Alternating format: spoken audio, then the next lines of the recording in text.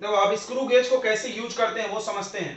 तो जिस ऑब्जेक्ट को आपको मेजर करना है उसका डायमीटर, थिकनेस, जो भी, ठीक है, क्या क्या नाप सकते हैं, क्लियर है ना। जैसे ढक्कन है मेरे पास, इस ढक्कन का आपको आप यहाँ रख सकते हो, फंसा सकते हो, और इस थिम्बल को घुमाओ, फिर ये सामने आएगा, इसको टाइट कर लेगा, फिर हम लोग रीडिंग लेंगे। तो अगर मान लो इसका थिकनेस नापना है तो आप ऐसे लगाओ, ऐसे ऐसे, फिर ये आएगा, नहीं सॉरी, ऐसे ऐसे ऐसे ऐसे, समझ में आ रहा है ना। ये आएगा ऐसे होल्ड कर लेगा, समझा। ये इधर वाला फिक्स जो, उधर वाला मूवेबल जो आएगा, इसको होल्ड कर लेगा। थिकनेस नाप सकते हैं रीडिंग, ठीक है। तो ये सब चीजें जो भी आपको होल्ड करना है, मान लो आपको एक बॉल का मेरे पास लोहे का बॉल है, उसका हमको डायमीटर नापना है, तो हम उसको यहाँ पे होल्ड कर देंगे। देखो ये ऑब्जेक्ट, तो ऑब्जेक्ट को आपको इसमें क्लैंप कर देना है, क्लैंप बोलते हैं, ठीक है। तो ऑब्जेक्ट को जॉस के बीच में, जॉ के बीच में क्लैंप करें। अब उसको टाइट कर लो, थिम्बल को घुमा के, भाई ढीला करना है, टाइट करना है, देख लेना आप। उसके बाद क्या करना है बच्चों, ध्यान सुनेंगे। मेन स्केल का रीडिंग ये इस पे आपको मिल जाएगा, स्लीव बोलते हैं इसको। इसको क्या बोलते थे, स्लीव। स्लीव नाम बड़े अच्छे से याद हो रहा होगा, कपड़े का भी नाम है, तो स्लीव इसको बोलते हैं, ध्यान दें। तो main scale reading, main scale reading आपको स्लीव पर लेना है।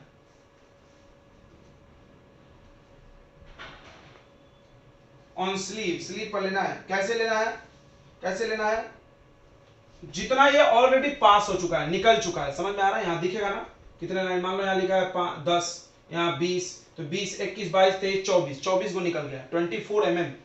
तो मेन स्केल रीडिंग, तो इसका मतलब मेन स्केल रीडिंग क्या होगा, तो number of division on main scale that already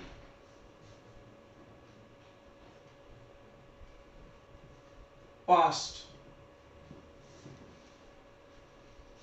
ठीक है, जितना वो निकल चुका है वो गिनना है इन mm।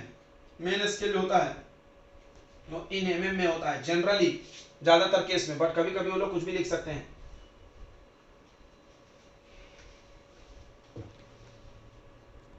दूसरा बच्चों सर्कुलर स्केल है, circular scale reading. Circular scale reading में कोई ये नहीं रहता है, ये सर्कुलर स्केल रीडिंग कैसे लेना है, ध्यान दो बच्चों, इधर इधर ध्यान दें। सर्कुलर स्केल रीडिंग क्या होगा, तो number of division on circular scale which get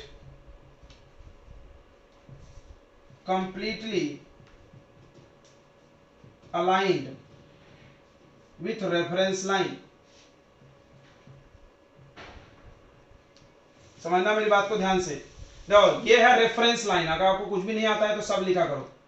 ये जो ऐसे लाइन बनी है ना लंबी सी, इसको कौन सी लाइन बोलते हैं, रेफरेंस लाइन। अब देखो यहां सामने में जीरो है, मान लो जीरो आगे चला गया, ये जीरो है, तो रेफरेंस लाइन के सामने इसका जो नंबर का लाइन आया वही गिनती कर लेना है, समझा। 5वां नंबर लाइन है, अभी तो ये 3रा नंबर लाइन दिख रहा है, डायग्राम के हिसाब से कौन सा लाइन है ये, 3रा, समझा, समझा होगा। फिर से बता दें, पढ़ो यहाँ पे, number of division on circular line, and circular scale पर कौन सा वाला डिवीजन, डिवीजन यानी पार्टीशन, कौन सा नंबर का पार्टीशन विच गेट कंप्लीटली, पूरा पूरा चढ़ जाना चाहिए, ये भी नहीं कि थोड़ा आगे पीछे वाला ले लें। कोई बोलेगा सर बीच में अटक गया, तो भाई ऐसा होगा ही नहीं, इतनी बारीक उसमें लाइन रहती है, इतना मोटा नहीं रहता, हम तो तुमको दूर से दिखना चाहिए कर कितना गैप बनाए, एकदम बारीक बारीक लाइन रहता, कोई ना कोई पक्का चिपक जाएगा, समझा। तो कोई ना कोई लाइन पक्का चिपक जाएगा, कंप्लीटली अलाइन विद, मतलब इसके सामने सामने जो आया है वो वाला सर्कुलर स्केल का रीडिंग होगा, ठीक है। चलो उसके बाद ध्यान देना है पिच पे, PITCH, ये बहुत इंपॉर्टेंट है।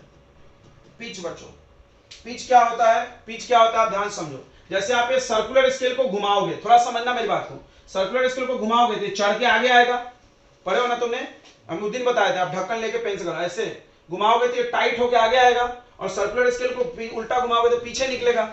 तो अब देखो एक राउंड घुमाने पर, याद रखना, एक राउंड घुमाने पर ये जितना दूरी आगे चली गई, फिर से मेरी बात को ध्यान सुनना, एक राउंड घुमाने पर, पूरा एक राउंड, जैसे ये ढक्कन यहां से चालू हुआ, ये ऐसा टूं यहाँ लाके छोड़ दी, एक राउंड घुमाए।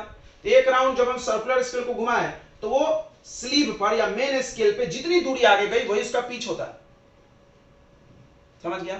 तो जनरली 1 mm जाता है, कितना आगे जाता है एक राउंड घुमाने पे 1 mm, बट ये फिक्स नहीं है, क्वेश्चन में दिया रहता है अलग अलग।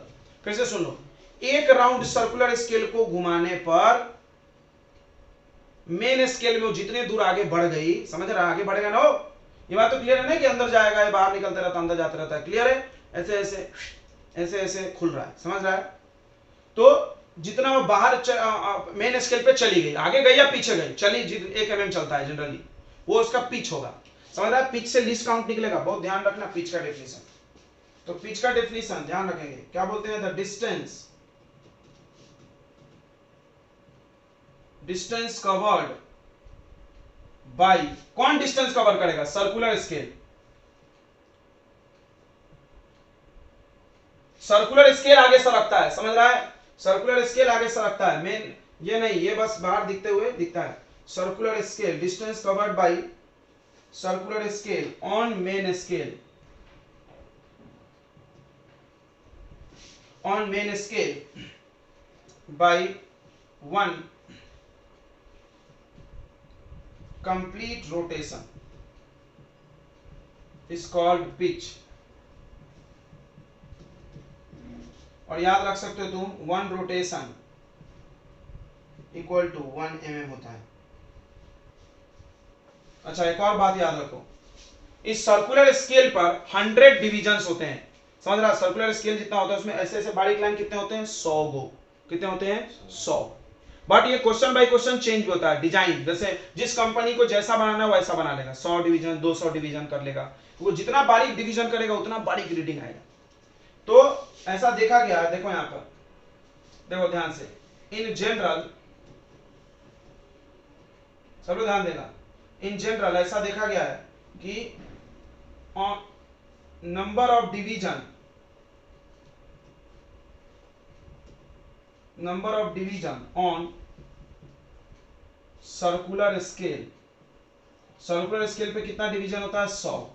अब मेरी बात समझना ध्यान से, इस पे 100 बारीक लाइन है, मतलब एक राउंड पूरा घुमाए, मतलब पूरे 100 बारीक लाइन पार कर गया, नहीं समझा सर, अरे यार शुरू में मान लो यहां सामने में 0 है, सामने में 0 है और एक राउंड घुमाए, तो फिर से वापस 0 पे लाओगे तो कितने नंबर्स पास हुए एक राउंड घूमने, 100, यानी 100 नंबर पास होने में 1 mm दूरी चला, चला ना, चला कि नहीं चला, ना बताओ, यानी 100 equal parts equal to 1 mm है, तो एक पार्ट कितने का होगा, देन 1 पार्ट, आप नीचे लिखना, equal to 1 mm divided by 100। तो देखो याद करो लीस्ट काउंट का क्या डिफरेंस, सबसे छोटा मेजरमेंट, ये सबसे छोटा मेजरमेंट हुआ कि नहीं, 100 डिवीजन में 1 mm, तो एक टुकड़ा कितने का हम निकाल रहे हैं, तो 1 mm बाई 100, यह आ जाता है 0.01, जो कि है लीस्ट काउंट। तो लीस्ट काउंट के यहीं से फॉर्मूला बना लिया गया बच्चों, यहीं से लीस्ट काउंट का फॉर्मूला बन गया, ये तो लीस्ट काउंट हमने निकाल दिया। तो कहां से फॉर्मूला आ गया लीस्ट काउंट का, आपको समझ में आ रहा होगा, यह है लीस्ट काउंट। तो हम यहाँ पे ऊपर मिटा के लिख दे रहे हैं, ध्यान देना बच्चों। तो हम यहाँ पर लीस्ट काउंट के फॉर्मूले लिख दे रहे हैं, देखना बच्चों बहुत इंपॉर्टेंट है ये फॉर्मूला, जरूर इसे याद रखना। पिच, पिच क्या है, पिच क्या है, क्लियर है ना, एक राउंड घूमने में जितना दूरी चला है, क्वेश्चन में ऐसे दिए रहते हैं, upon number of division, number of division on circular scale, circular scale को CS लिख दें, नहीं समझा, सर्कुलर स्केल पे कितना, क्वेश्चन बाय क्वेश्चन दिया रहता है, सर्कुलर स्केल पे 50 डिवीजन है, ऐसे दिए रहते हैं, ठीक है। तो आप यहां से लीस्ट काउंट निकाल सकते हो, लीस्ट काउंट चेंज भी होता है बच्चों। चलिए अब आते हैं रीडिंग पे, रीडिंग कैसे लोगे। अच्छा वर्नियर कैलिपर का लीस्ट काउंट का फॉर्मूला अलग था, याद है ना, 1 MSD माइनस 1 BSD, और एक और फॉर्मूला था, एक और फॉर्मूला था, छोटा सा एक बारीक कितने का है, एक डिवीजन कितने बड़ा है, हाँ एक डिवीजन कितने का है, अपॉन में number of division S divided by N।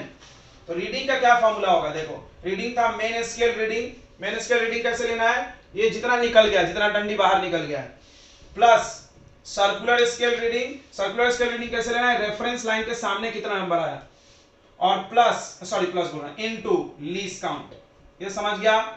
अगर मान लो 0 एरर हुआ, इफ 0 एरर अकर्स, तो क्या कर रहे हैं, रीडिंग में से जीरो एरर को माइनस कर देते, वो भी हम अभी आपको पढ़ा दे रहे हैं। अब फटाक से इसको नोट कर लो, थोड़ा मिटा दे क्या इधर, अभी स्क्रीनशॉट मत ले, मिटा दे।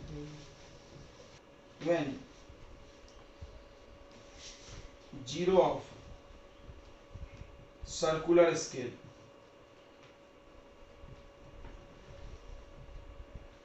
when zero of circular scale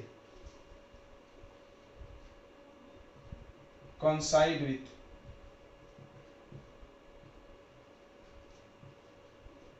reference line when two jaw are in contact,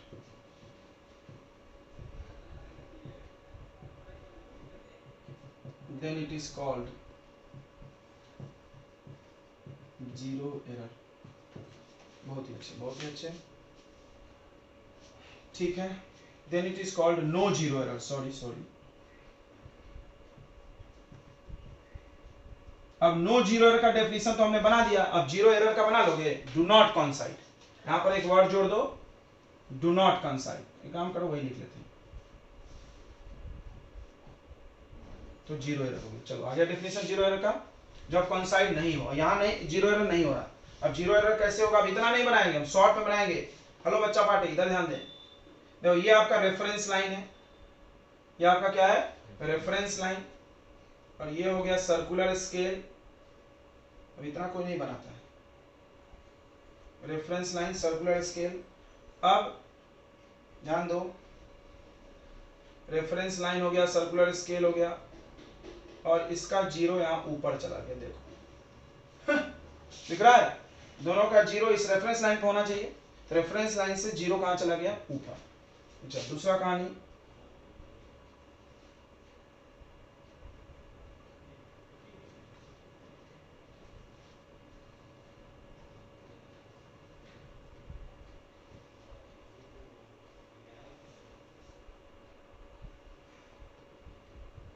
ये देखो इसमें जीरो नीचे है, दिख रहा है।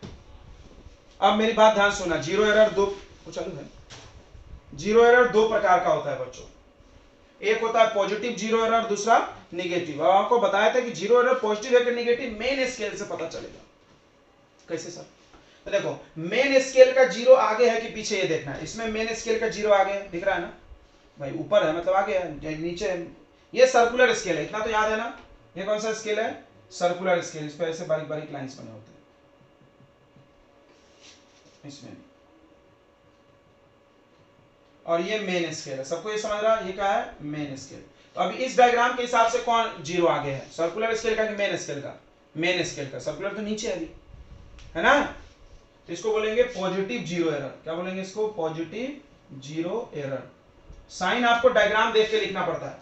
कितना पॉजिटिव जीरो एरर, ध्यान दो इधर। मान लो ये जीरो है और ये कितने नंबर पे टकराया, मान लो जाकर टकराया 1 2 3 4, चौथे नंबर पे। कितने पे है, चौथे नंबर पे। तो जीरो एरर कितना होगा, +4 mm, +4 mm, ठीक है।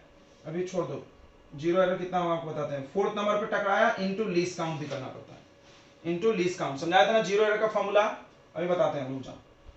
मतलब सर्कुलर स्केल का कितना डिवीजन जाकर टकराया है, मल्टीप्लाई विथ लीस्ट काउंट भी करना पड़ेगा, ठीक है। Number of division on circular scale multiply with, ठीक है, मल्टीप्लाई विथ किसके साथ, लीस्ट काउंट।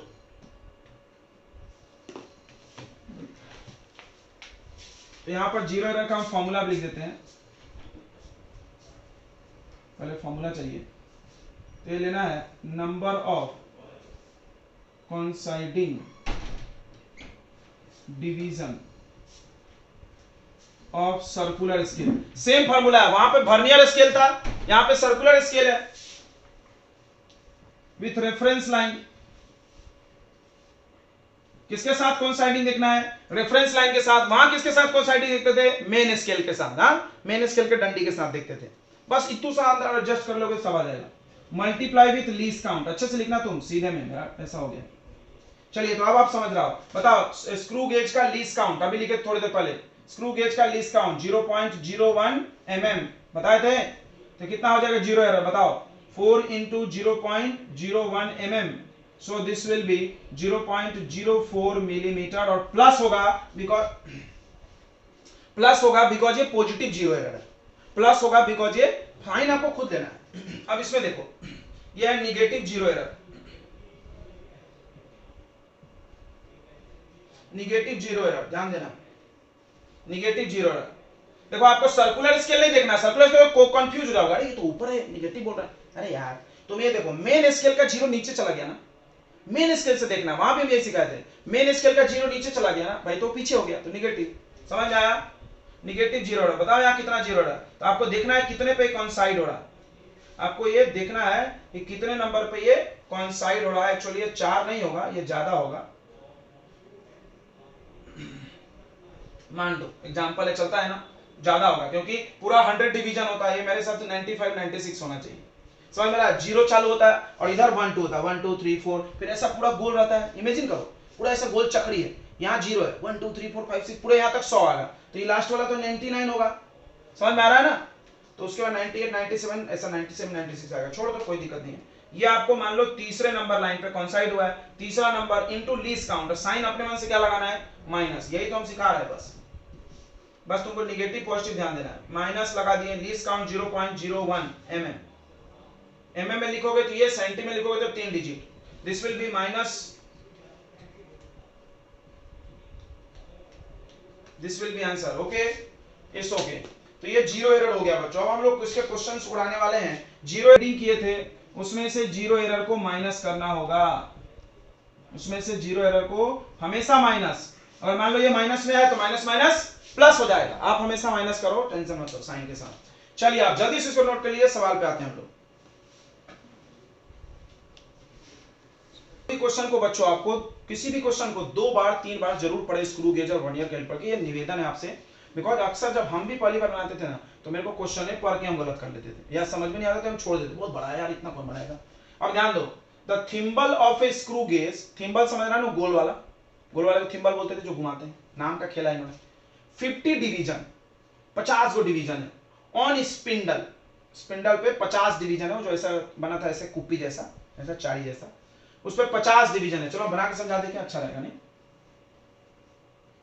ये देखो ये है आपका स्पिंडल, इस पे 50 गो डिवीजन है, ठीक है सही बात है, 50 डिवीजन है, कितने डिवीजन है, 50 डिवीजन है इस पे, तो नंबर ऑफ डिवीजन आ गया 50, ये तो काम का है मेरे, काम आता है ना लीस्ट काउंट निकालने में।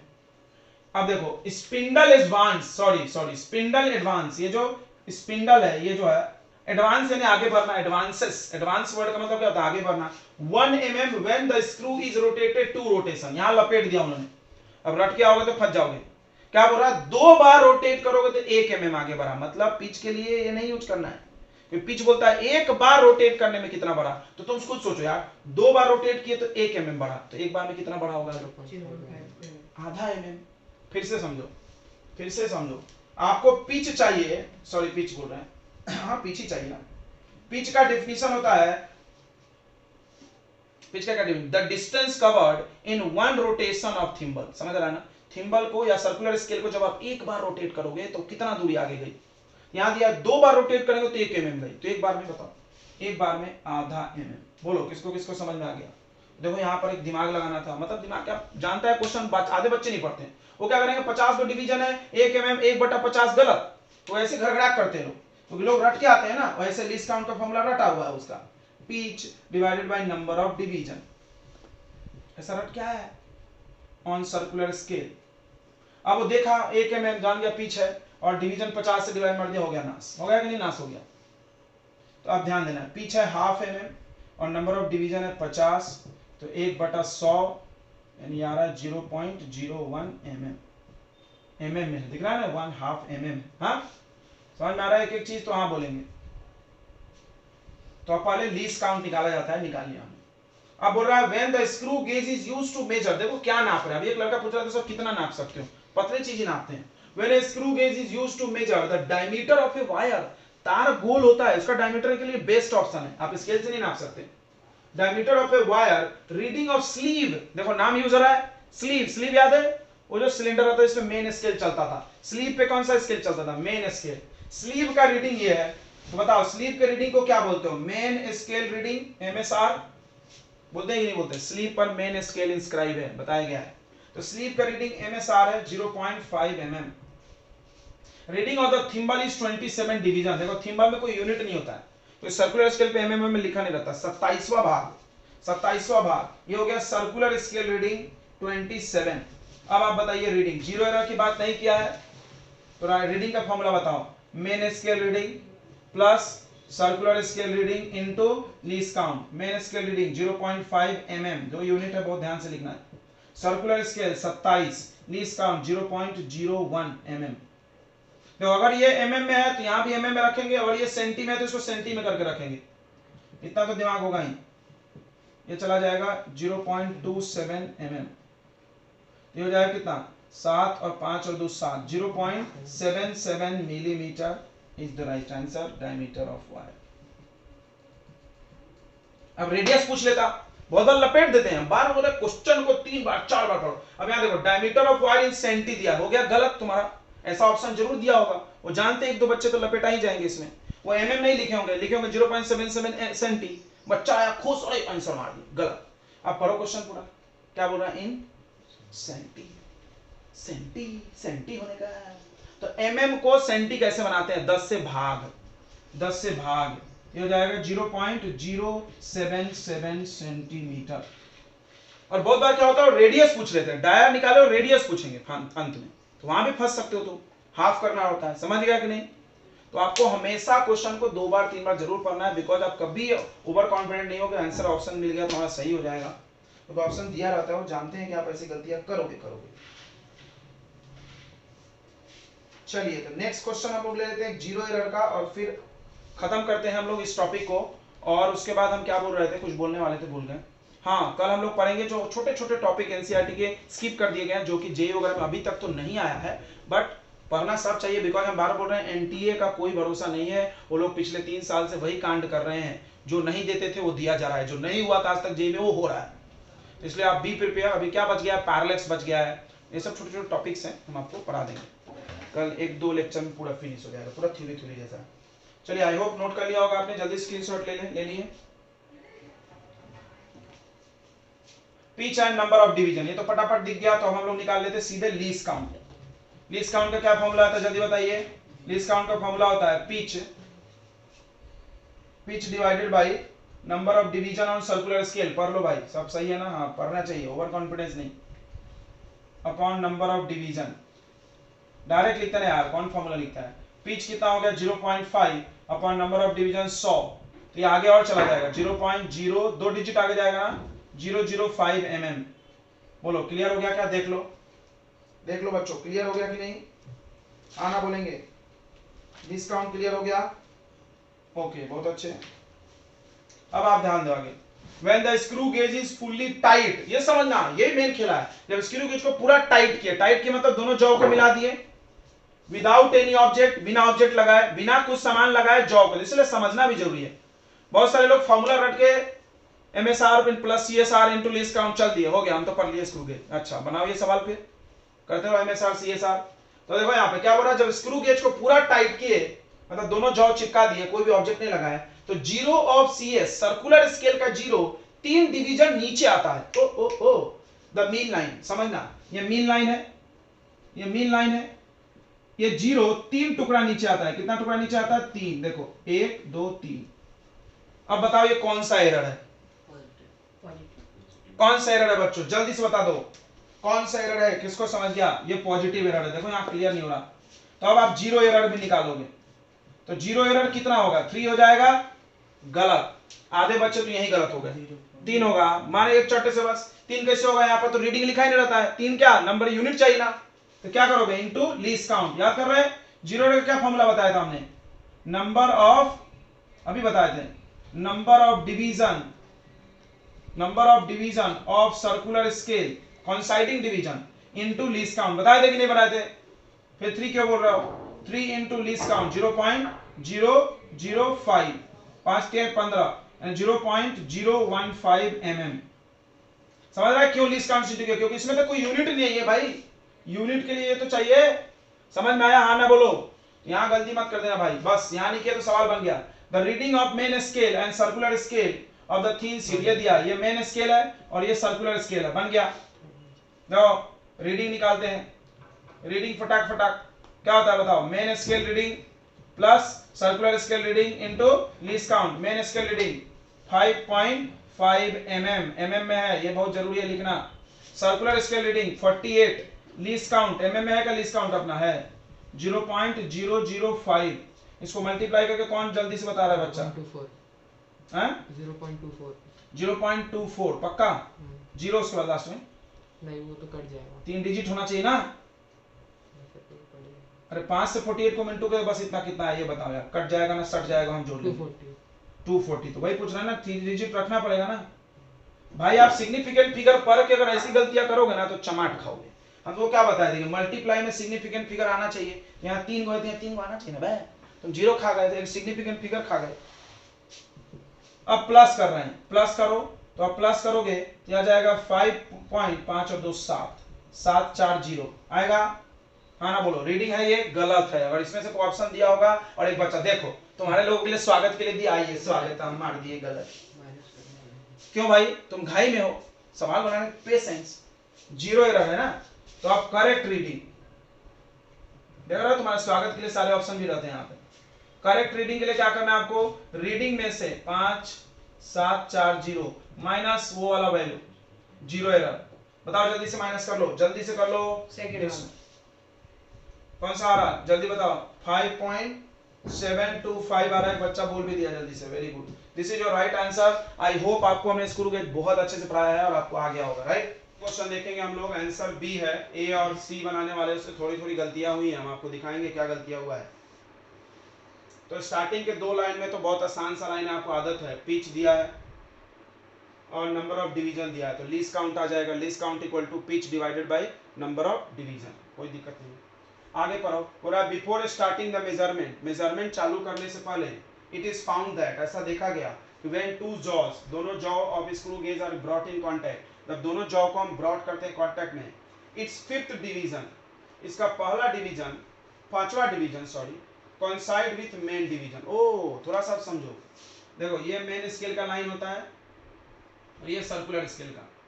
क्या बोल रहा है, जब हम दोनों जबड़े को चिपकाएं तो मेन स्केल का जो लाइन है उससे 5वां नंबर कोइंसाइड किया, तो बताओ 0 कहां होगा?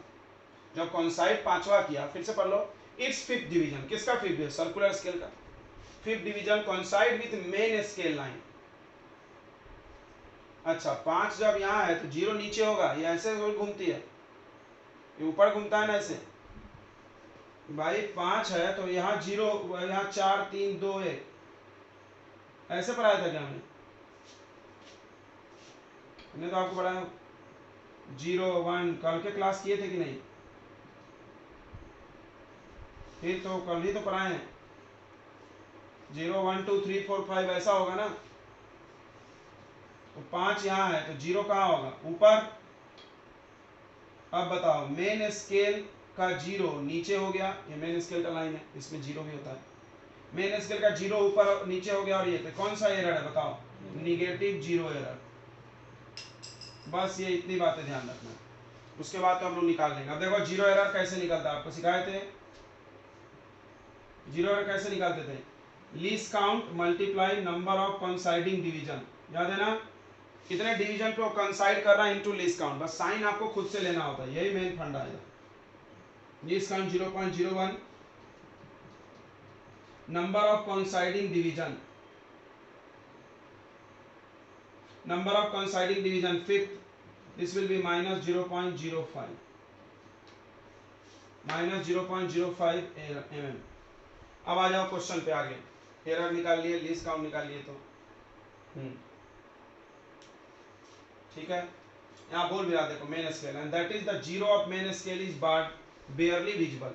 मेन स्केल का 0 दिख ही नहीं रहा है, barely दिख ही नहीं रहा, ये 5वें पे कोइंसाइड कर रहा है, इतने से मतलब। अब बोला what is the thickness of sheet, sheet का थिकनेस बताओ if the main scale reading, ये तो डायरेक्ट दे दिया MSR, इसी को बोलते हैं MSR। आपको रीडिंग के लिए क्या चाहिए? आपको MSR, तो MSR 0.5 mm, 25वां डिवीजन कोइंसाइड कर रहा, तो VSR 25, VSR नहीं ना भाई, इसमें CSR चलता है, सर्कुलर स्केल, VSR बोल दिया बच्चा, वर्नियर स्केल उसमें आता है। Circular scale reading into least count, least count कितना है? 0.01, समझ रहा है डायरेक्ट।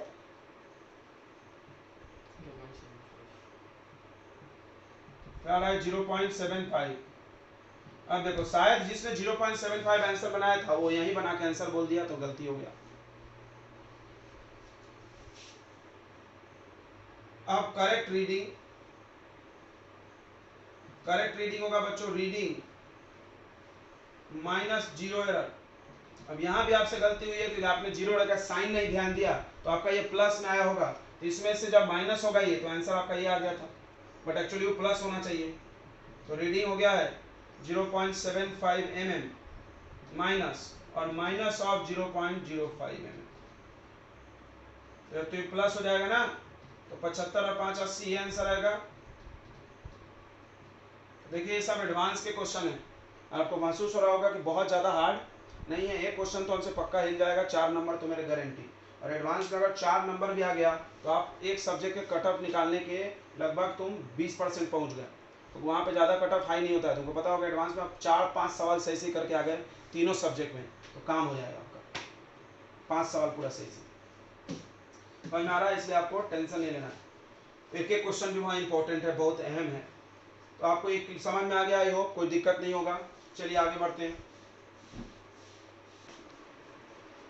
देखिए बच्चों अभी कुछ कुछ छोटे छोटे टॉपिक्स हैं जो जनरली सभी टीचर्स छोड़ देते हैं, बट हम आपको पढ़ा दे रहे हैं, याद रखो बहुत इंपॉर्टेंट टॉपिक है, आपको कहीं मिलेगा नहीं, सो आप बने रहें और इसको पढ़ें। तो मेजरमेंट ऑफ लेंथ हम लोग पढ़ने जा रहे हैं बच्चों। एक्चुअली ये टॉपिक स्टार्टिंग का ही है जहाँ पे आप मेजरमेंट पढ़ना चालू किए थे, तो हमने आपको लेंथ के मेजरमेंट पे पढ़ाए हैं कि लेंथ को नापने के लिए यूनिट, ऐसा यूनिट तो मीटर है, बट सिर्फ मीटर से काम नहीं होगा। अगर आप मीटर ले करके एटम का रेडियस नापने निकल जाओ तो नाप ही नहीं सकते, उसके लिए छोटा यूनिट चाहिए। तो हम लोगों ने छोटा नैनो बनाया, एंगस्ट्रॉम बनाया ना, माइक्रोमीटर बनाया, माइक्रोन। फिर अगर आप मीटर से आप चाहो कि यहाँ से चांद की दूरी नाप ले तो मीटर से नापते रह जाओगे, बुढ़ापा आ जाएगा। उसके लिए बड़े यूनिट बनाए गए, light year, astronomical unit, parsec, ये 3-4 नाम आपने सुना होगा, इसका वैल्यू आपको याद होना चाहिए, कभी कभी आता भी है पेपर में 1 मार्क में।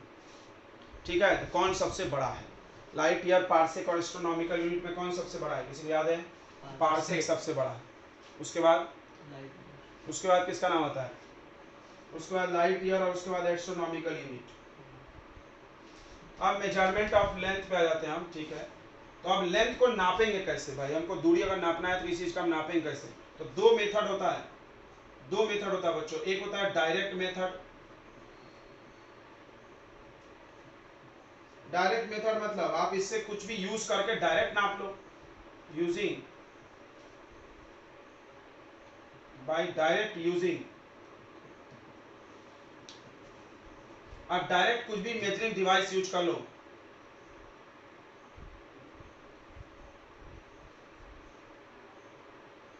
जो भी मेजरिंग डिवाइस आपको सूट करे, जैसा क्या नापना है उस पर निर्भर है। छोटा चीज नापना है तो उसका अलग मेजरिंग डिवाइस है, बड़ा नापना है तो बड़ा वाला टेप लाओ, प्लाट नापना है तो आप डायरेक्ट नाप लिए, मीटर लाए, जिसको नापना है ले गए नाप लिए। जैसे पेन की लंबाई नापना है, आप यहाँ मीटर स्केल रखे और यहाँ नाप लिए, खत्म हो गया डायरेक्ट। यही है डायरेक्ट, ठीक है, डायरेक्ट मेथड यही है। इसमें आप 3-4 चीजें यूज करते हो, ध्यान दो। पहला यूज करते हो मीटर स्केल। मीटर स्केल का औकात क्या है? 1 mm से छोटा नहीं नाप सकता, 1 mm से लेकर के 100 मीटर तक। 100 मीटर के ज्यादा हो गया तो फिर वो लंबा वाला टेप चाहिए जो किलोमीटर नापता है। उसके बाद आता है vernier caliper.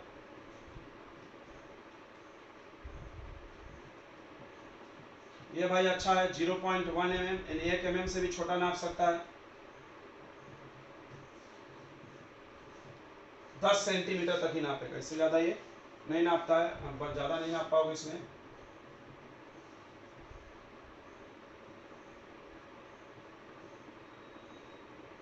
Screw gauge 0.001, sorry, metre में भी लिख सकते हो। इसको क्या लिखोगे? 10 का पावर -3 मीटर, और इसको क्या लिखोगे? 10 का पावर -4 मीटर। समझ रहा है?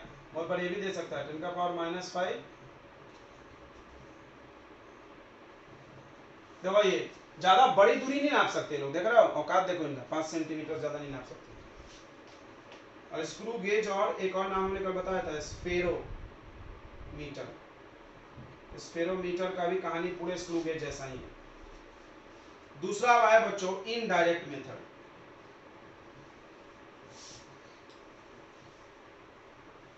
डायरेक्ट मेथड में तो सवाल क्या, डायरेक्ट भाई सीधे लाओ नाप लो खत्म करो।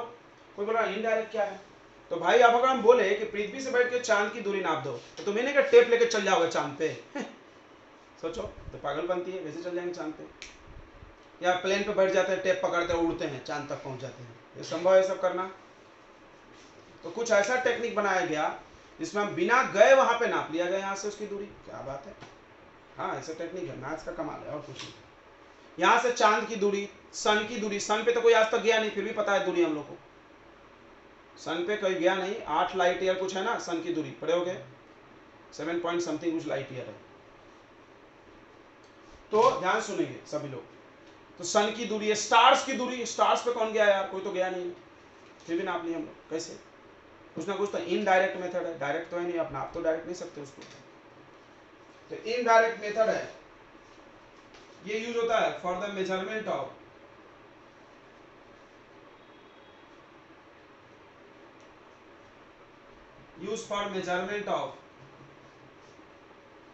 लार्ज डिस्टेंसेस, बड़े बड़े डिस्टेंस निकालने के लिए, मेजर करने के लिए यूज होता है। जैसे कि इसमें पहला आता है पैरेलैक्स मेथड,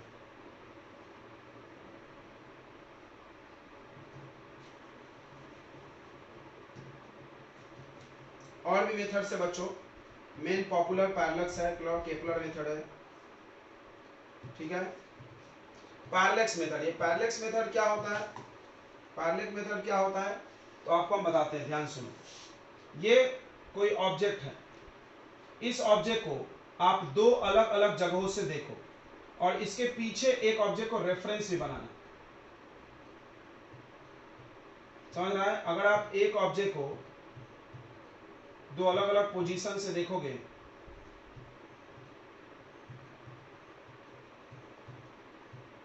तो आपको ये थोड़ा दाएं बाएं दिखेगा, दिखता है ना?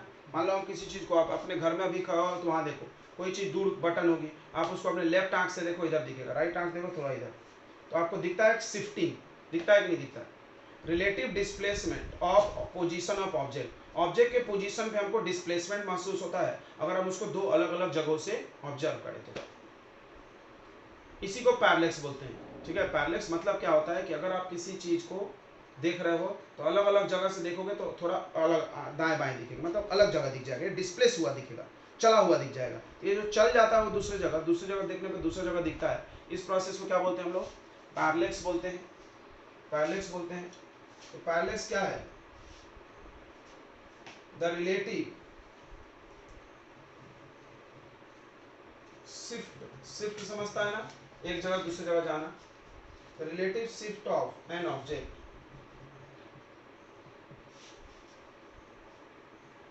with respect to the another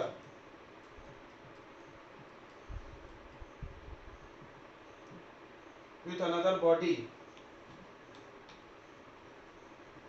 with shift of I is called parallax, इसको पैरेलैक्स बोलते हैं, ठीक है।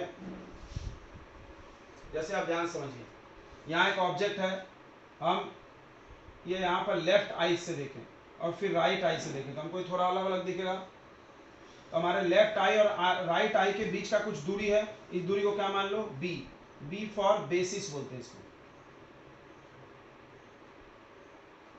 बेसिस, बेसिस मतलब जो दो जगह से आप उसको देखे हो उनके बीच की दूरी, जो दो जगह आप देखे हो उनके बीच का दूरी। अच्छा, और यहाँ पर कुछ एंगल फॉर्म हो रहा है, आप जब देख रहे हो, देखो कोई चीज को आप देखे, यहाँ से देखे यहाँ दिखा और यहाँ से देखे यहाँ दिखा, तो इनके बीच कुछ एंगल बन रहा है, तो वो एंगल को थीटा बोलेंगे, थीटा एंगल, पैरेलैक्स एंगल इसको बोलते हैं।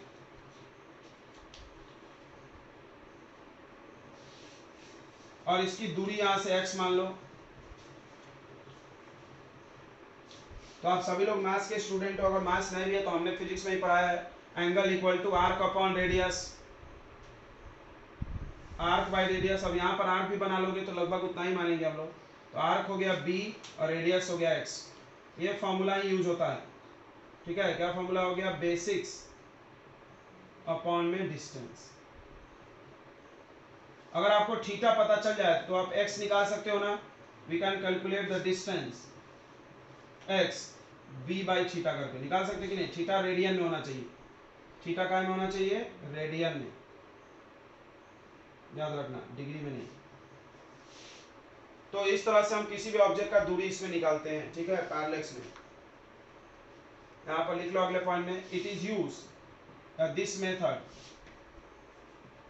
This method is use to measure distances of moon, sun, stars, planets from earth। ये बहुत इंपॉर्टेंट बात है, जाना नहीं है ना आपने, पृथ्वी से ही नाप लेगा। ओके, कैसे नापेंगे वो भी समझते हैं हम लोग, ध्यान देते हैं। आप इतना नोट कर ले फटाक से, स्क्रीनशॉट ले लें भाई।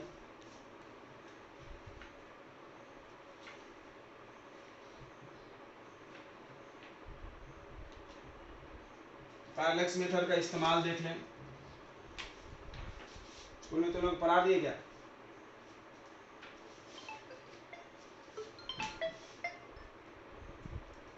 तो आपको क्या करना है, तो सबसे पहला एप्लीकेशन हम लोग पढ़ रहे हैं, determine the distance of moon.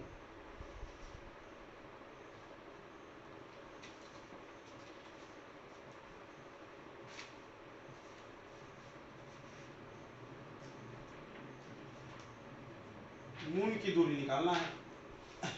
तो क्या करना है, ध्यान समझना, ये मून है यहां पर,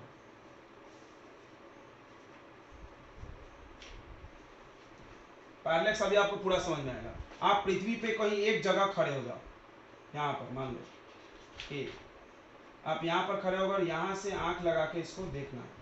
और आपको एक चीज और करना है, मून के पीछे कोई एक स्टार को टारगेट करना है। देखो मून जब देखोगे तो उसी एंगल में सामने कोई ना कोई तारा होगा, बहुत दूर, बहुत दूर। अच्छा तुमने एक चीज तो ध्यान दिया होगा ना, कि जैसे कोई जो दूर की ऑब्जेक्ट होती है, जैसे आप देखो, जैसे हमने क्या देखा कि बोरगांव में हमने मून को देखा तो सर के ऊपर था, और हम पारट सिंगा में जाके मून को देखे तो मेरे सर के ऊपर ही था, यानी मून का पोजीशन चेंज नहीं हुआ, हमारा हुआ। समझा, होता है ऐसा, बिल्कुल होता है। तो वही करना है, थोड़ा सा इसमें कॉन्सेप्ट है, ध्यान देना कि आपको मून के पीछे एक ऐसा तारा सेलेक्ट करना है, कोई भी पोलर स्टार कुछ भी, जो कि आपको जगह बदलने के बाद वो वहीं दिखना चाहिए। और ये होता है, जो ऑब्जेक्ट जितना ज्यादा दूर होता है ना, उसको उतनी ही ज्यादा दूरी से देखोगे तो भी वो वहीं दिखेगा। नहीं समझा मेरी बात, नहीं समझा, नहीं समझा। जैसे क्या होता है कि मून पास में है, बहुत पास में है स्टार्स के तुलना में। तो जैसे आप मून को यहां से देखो और यहां से जाकर के आप ऑस्ट्रेलिया में देखो, बस वहां रात होना चाहिए, ऐसा कोई देश सेलेक्ट करो जहां रात है उसी टाइम, तो फिर आपको मून का लोकेशन चेंज दिखेगा। समझ में आ रहा है? देखिए स्टार का नहीं दिखेगा, क्योंकि स्टार इतना दूर है कि उतने दूर भी चले जाने के बाद हमको उसका लोकेशन चेंज नहीं होगा।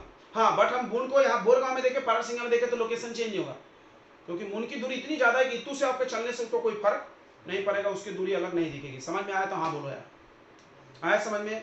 तो आपको क्या करना है, पृथ्वी के एक कॉर्नर से, देखो हम यहाँ पृथ्वी लिया है भाई, पृथ्वी का एक कॉर्नर लिया है, थोड़ा मोड़ा नहीं कि आप बोरगांव में खड़े हो गए, पारसिंगा में देख लिए तो पैरेलक्स हो जाएगा, नहीं होगा।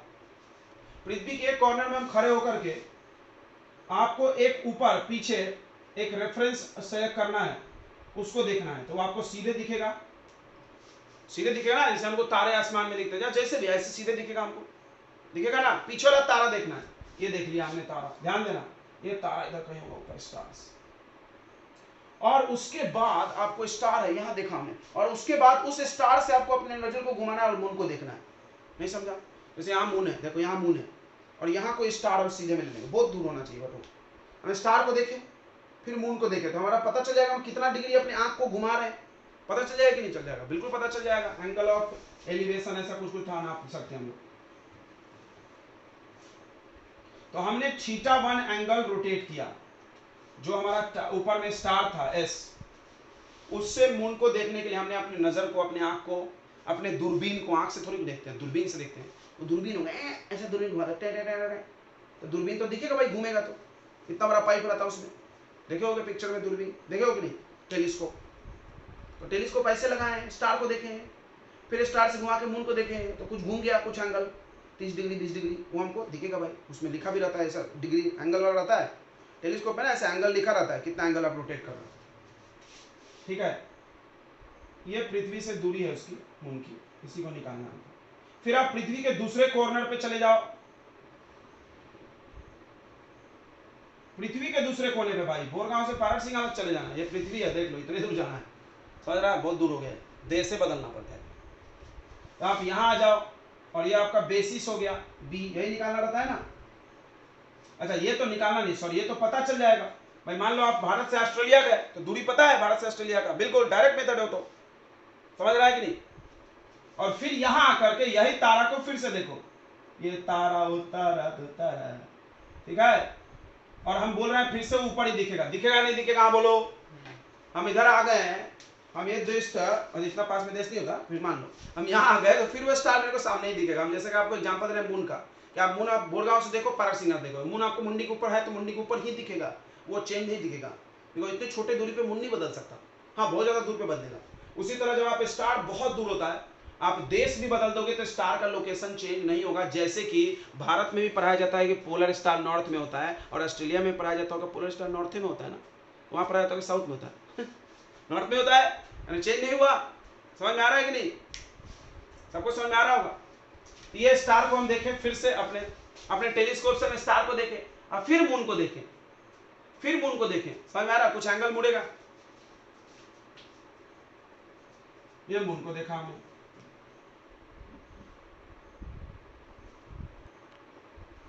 तो ये θ2 एंगल बन रहा है, ठीक है। अब देखो ये θ2 है, तो यहाँ भी θ2 होगा, और ये θ1 है, तो यहाँ भी कितना होगा, तो टोटल एंगल कितना हो गया थीटा। आपको याद है हम लोग थीटा निकालते थे, थीटा किसके बराबर हो जाएगा, θ1 प्लस θ2 रेडियन में होना चाहिए।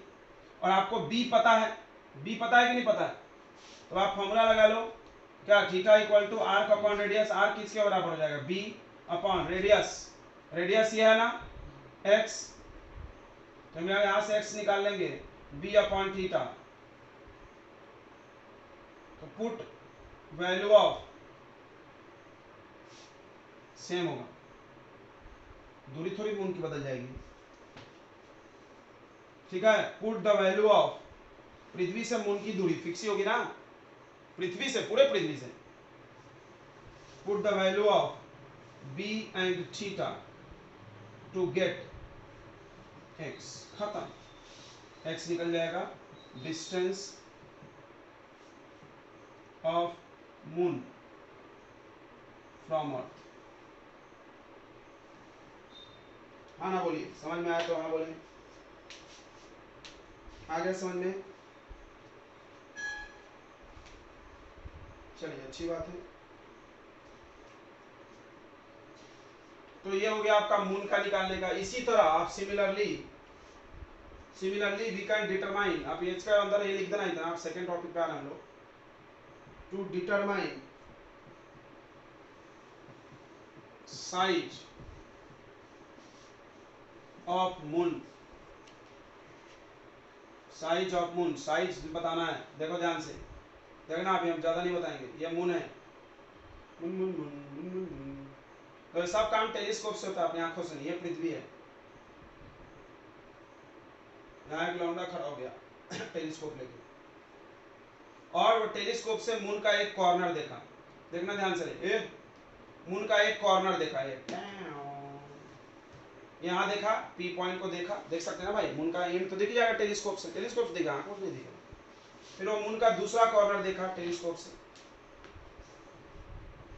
और ये एंगल नाप लिया उसने, टेलीस्कोप तो हम जमीन पर रख के घुमाते, देखो यहाँ देखा, टिक टिक टिक टिक टिक टिक, घुमाए कितना हमने, 30 डिग्री दिख रहा है, तो डिग्री को रेडियन में बना लेंगे, और बाकी कहानी तुमको पता है, और हमको x अब पता चल गया है, बोलो आया मजा, अब तो x पता चल गया ना भाई, ये क्या निकालनी है मून की दूरी, तो आप डायमीटर निकाल दोगे नहीं, मून कितना बड़ा है, अब देखोगे प्लैनेट का साइज पता है सपने को, सबका पता है, ऐसे करके निकाले उन्होंने, ठीक है। फिर से theta equal to b by x लगाओ, अब की बार b निकालना है, तो थीटा इंटू एक्स निकल जाएगा, तो we know the value of theta and x, then we can calculate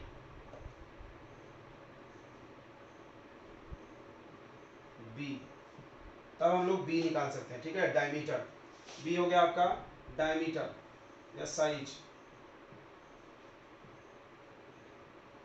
the size of moon, diameter of moon या साइज ऑफ मून। हाँ बोलो, आया समझ में कि नहीं आया? इसी तरह आप सन के बारे में सोचो, उन लोग की दूरी भी निकाली जा सकती है। तो ये है बच्चों पैरेलैक्स मेथड। आई होप आपको समझ में आ गया होगा, कॉन्सेप्ट एक ही है सबके लिए। Okay, that's it. नेक्स्ट अगला मेथड आएगा केपलर मेथड। आप ये नोट कर ले, स्क्रीनशॉट ले ले, तो फिर आगे बढ़ते हैं हम लोग। सुपीरियर, देखो केपलर का नाम आपने सुना होगा 9th क्लास में। केपलर ने प्लैनेट के बारे में 3 लॉ बनाए थे, ठीक है। आपने को तीनों लॉ से मतलब है तो थोड़ा सा बता देते हैं। सब लोग सुनेंगे केपलर्स लॉ आना चाहिए, अभी फिजिक्स में मिलेगा 12th में भी, सॉरी 11th में ही, ग्रेविटेशन चैप्टर में। तो पहला लॉ उन्होंने दिया था कि प्लैनेट इलिप्टिकल पाथ पे घूमता है। इलिप्टिकल समझता है, इलिप्स, इलिप्स ऐसा होता है। पढ़ाया ना बेसिक मैथ्स में। इसमें 2 फोकस होता है, फोकी बोलते हैं, और प्लैनेट किसी एक फोकी पर होता है। पढ़ाया नहीं हमने, प्लैनेट एक फोकी पे होता है, ठीक है। दूसरी बात उन्होंने क्या बताया था कि इक्वल टाइम में इक्वल एरिया कवर करता है, उसकी जरूरत नहीं है। तीसरे पॉइंट उन्होंने बोला था कि square of time period is proportional to cube of semi major axis. मतलब ये जो ये डायमीटर जैसा जो है दिख रहा है, उसका आधा आधा कर दोगे तो ए हो जाएगा, टोटल 2a, उसका क्यूब। मतलब अगर हम ए निकाल लेते हैं, इसका साइज निकाल सकते हैं ना ऑर्बिट का, नहीं समझा रहे? जैसे मान लो ये गोल रहता, ये पूरा ए इधर है, तो अगर हम ए कैलकुलेट कर ले तो क्या हम इसके ऑर्बिट का साइज निकाल सकते हैं? बिल्कुल निकाल सकते हैं। कितने बड़े ऑर्बिट पे घूम रहा है, और जितने बड़े ऑर्बिट पे घूम रहा है तो दूरी निकल गया। भाई पृथ्वी से कितने बड़े ऑर्बिट पे वो घूम रहा है, आप पृथ्वी से देख करके बताओगे तो दूरी ही बताओगे ना। समझा नहीं समझा?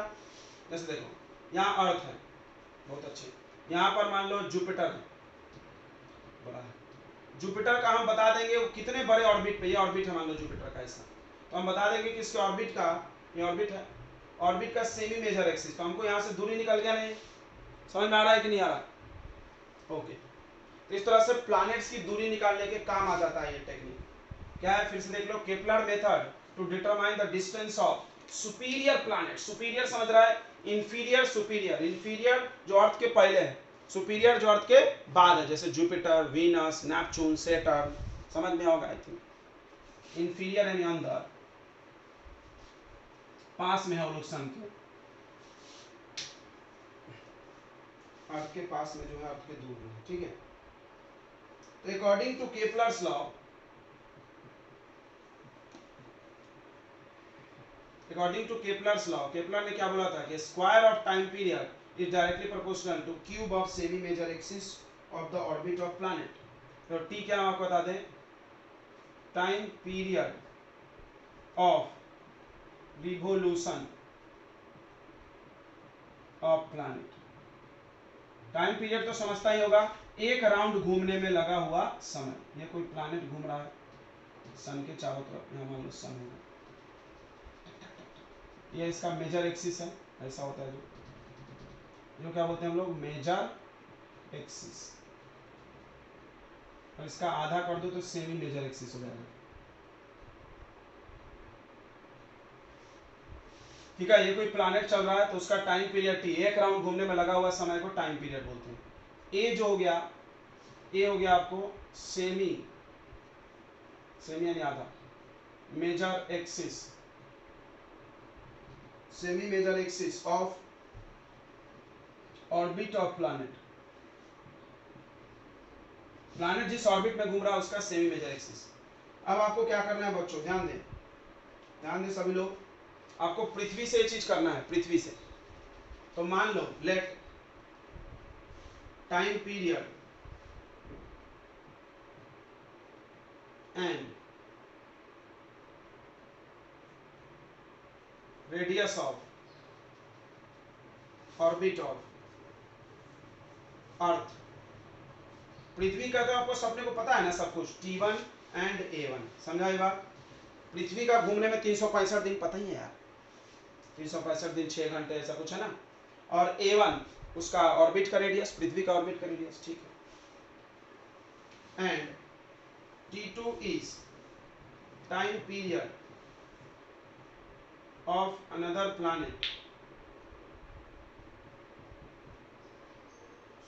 and A to B radius of, radius चलेगा ना, इसको रेडियस भी बोल सकते हैं लगभग, radius of orbit of that planet. ठीक है, तो अब यहां पर जब T1 A1 लिखोगे तो लॉ लगा दो, क्या होगा T1 प्रोपोर्शनल टू A1 का C1 square proportional to A1 cube, यहाँ पे लगा दोगे तो T2 square proportional to A2 cube होगा। इन दोनों को डिवाइड कर दो तो T1 divided by T2 square square equal to A1 का क्यूब अपॉन A2 का क्यूब। अब कोई पूछ सकता है आपसे कि भाई प्रोपोर्शनल इक्वल कैसे बना, तो प्रोपोर्शनल इक्वल बनाओगे तो कांस्टेंट लगाओगे और दोनों का कांस्टेंट कांस्टेंट कट गया होगा, समझ गया। अब यहाँ से आप आराम से तो इन दोनों का होल क्यूब लिख दो, T1 बाई T2 का होल स्क्वायर लिख दो, यहाँ लिख दो A1 बाई A2 का होल क्यूब लिख दो, ये क्यूब इधर आ जाएगा, क्या आ जाएगा A1 by A2 equal to, cube को इधर भेजोगे तो 1/3 हो जाता है, 1/3 हो जाता है कि नहीं। और यहाँ से आप A2 निकाल सकते हो, एक काम करना तो उल्टा डिवाइड करना चाहिए था, A2 चाहिए ना हम लोग को, उल्टा डिवाइड करो बच्चों, T2 by T1 square square A2 by A1 cube cube, T2 by T1 का square equal to A2 by A1 का क्यूब। आ रहा होगा समझ में, फिर ये पावर इधर गया तो 3/2, समझ में आ रहा, थोड़ा आगे पीछे लिख दिया A2 A1, यहाँ से A2 निकाल लो, T1 बाई T2 का power, sorry T2 by T1 का पावर 2/3 इंटू A1। अब तुम देखो A1 क्या है, अर्थ का ऑर्बिट का रेडियस पता है, T1 T2 दोनों प्लैनेट का टाइम पीरियड पता ही है अपने को, तो ऑर्बिट का रेडियस निकल जाएगा। समझ गया तो हाँ ना बोले, समझ में आ गया बच्चों। तो अब हम लोग आएंगे स्मॉल डिस्टेंस नापने के लिए इनडायरेक्ट मेथड। स्मॉल डिस्टेंस जैसे ओल्विक एसिड का हम लोग वो निकालेंगे, डायमीटर रेडियस जो भी है। एनसीईआरटी आप अगर पढ़ोगे तो सब दिया हुआ है, आप घर जाके आज इसको अवश्य पढ़ें, आपको मजा आएगा, यू विल एंजॉय इट, हमने भी वहीं से लिख के लाए हैं। ठीक है, तो चलिए कल मुलाकात होगी, अब tomorrow will be the last class of this chapter, then we will move to the kinematics, that is the mechanics, the biggest part of the physics. ठीक है, चलिए ओके बाय, गुड बाय।